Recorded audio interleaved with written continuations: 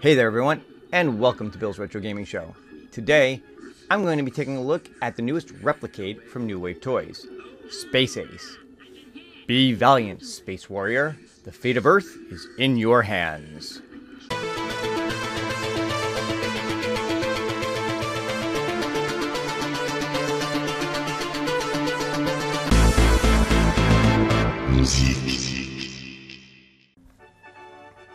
Space Ace was originally released in the arcades in 1983.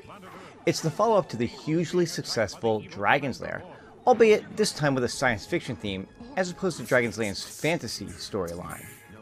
Both games were designed by famous animator Don Bluth and used a Laserdisc-based gaming system to produce their cartoon-style animation.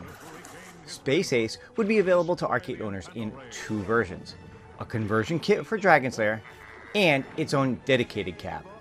New Wave Toys have produced replicas of both versions, and it's the dedicated cab version that I will be looking at in this video. To get started, I'll go through a quick unboxing. Now, I've reviewed a few of these replicades from New Wave Toys, and unboxing them is always a fun experience because you can see the attention to detail that they put into everything, including the packaging. And while I'm doing this, I want to say a thank you to New Wave Toys for reaching out to me and sending me this unit for review. As always, the artwork on the box is just beautiful. I really need to find a shelf somewhere where I can display the boxes as well as the replicades. Opening it up, you see the first of the accessories that New Wave Toys have included. First, you have 4 different colored ball tops that you can swap out for the joystick ball tops if you choose.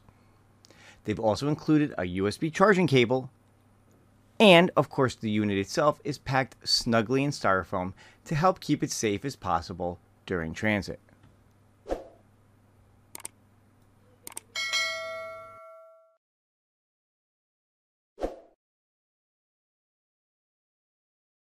Now, let me take a minute and say something here. As I was doing the unboxing, I noticed that something seemed to be missing. New Wave Toys usually includes a manual along with several other little goodies, but mine were nowhere to be found. So I reached out to the company about this and received a response back in less than 24 hours with an apology for the missing items and letting me know that they had shipped them out. A few days later, they arrived. And I tell you that to say this. It's not always about what happened or what went wrong, but how a company responds to it. And New Wave Toys responded promptly and made it right as quickly as possible. And that tells you a lot about this company and how they treat their customers. So, finishing the unboxing, you can see all of the little extras that they include, such as a mini replica Laserdisc, some fake coins, and even a little Daphne sticker, which I believe was included as an extra gift because they had a bunch left over from their Dragon's Lair replicas. There's also the manual for the replica, made to mimic the actual arcade service manual. And finally, a cool little mini poster / flyer for the original arcade machine. So as I said earlier, this version is based on the dedicated Space Ace cab from the arcades. I really like the look of it because it just feels different enough from the Dragon's Lair conversion one to be its own thing. The cab has a black matte finish with minimal art on the sides. The marquee is the same 3D style marquee that Dragon's Lair had, and it looks great on this machine. The control panel mimics the original, which is actually a bit of a downside for this particular version because it makes some of the buttons hard to read, such as the difficulty selector buttons. When playing the game, you choose one of 3 difficulty settings: Cadet, Captain, or Space Ace. Now, this is selectable by the 3 volcano buttons on the right of the control panel. It's a little hard to make out which is which, so just know that Cadet is the one on the bottom, and go up from there. Also, the volcano buttons do not light up. Now, I've never seen this version of the cab in the arcades, so I can't say for certain, but I don't believe they did on the original arcade version either. And feel free to let me know in the comments if that's true or not. However, the coin buttons do light up, Pressing the left button will insert coins for play, while pressing the right will get you into the settings menu. The monitor looks good. The animation in these games is so great it begs to be played on a bigger screen, but you can still play it just fine on this smaller one as well. There are actually dual speakers on the back of the unit, and they get pretty loud, but never sound distorted. I've been hit by the Infanto Ray. Above the monitor is a scoreboard as well as an indicator light letting you know what difficulty level you're playing the game at. Moving to the back of the machine, you can see all of the available ports.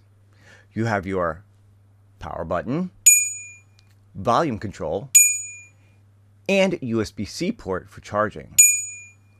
Below that are two USB ports for external controls, as well as an HDMI port for hooking up to an external monitor.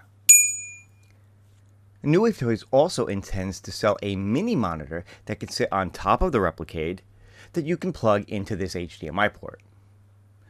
Below that are the dual speakers I mentioned earlier. And then of course there's this neat little hidden compartment. Opening it up reveals a mini Laserdisc replica just like the one the original arcade would have used to run the game. You can even set the mini Laserdisc that came in the packaging inside the player for added effect. Just more of that attention to detail that New Wave Toys is so well known for. Before I get into some gameplay, I just want to show off the settings menu to you. By pressing the right coin button, you can access this menu at any time to change brightness levels, to change whether audio comes through the speakers or through HDMI, to turn a track mode on or off, to set the number of lives, 3, 5, or unlimited, to turn the marquee on or off, and to choose screen blanking, whether that is on or off. Now, this last option lets you choose whether or not to have the Replicade screen stay on when using a second monitor through the HDMI port. It's meant to be used with the mini monitor they will be selling, but it's actually a great feature and one I would like to see them include in all of their games that have HDMI out ports. Now, I will say that I'm a lot more familiar with the movements for Dragon's Lair than I am for Space Ace, so I never got very far in this game. But here's some gameplay anyway, so you can get a look at how it plays.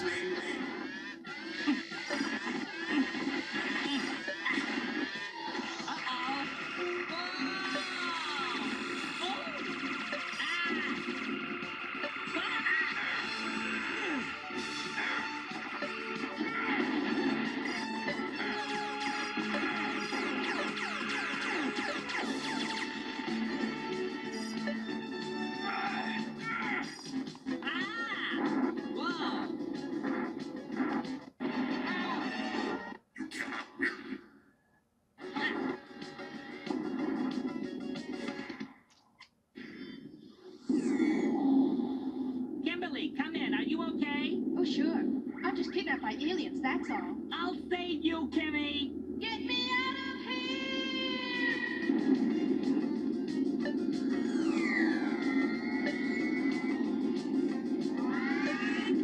What?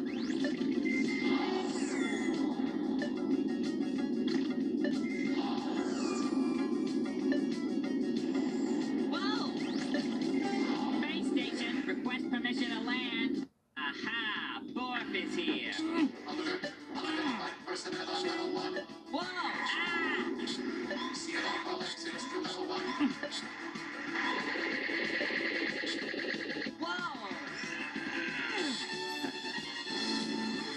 Ah!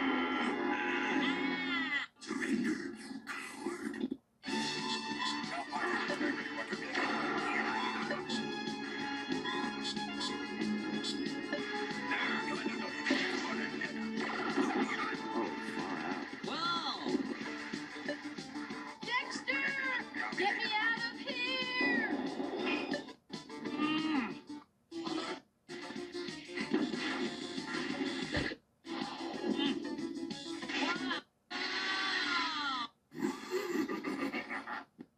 So overall, this is a great game from New Wave Toys to add to your collection.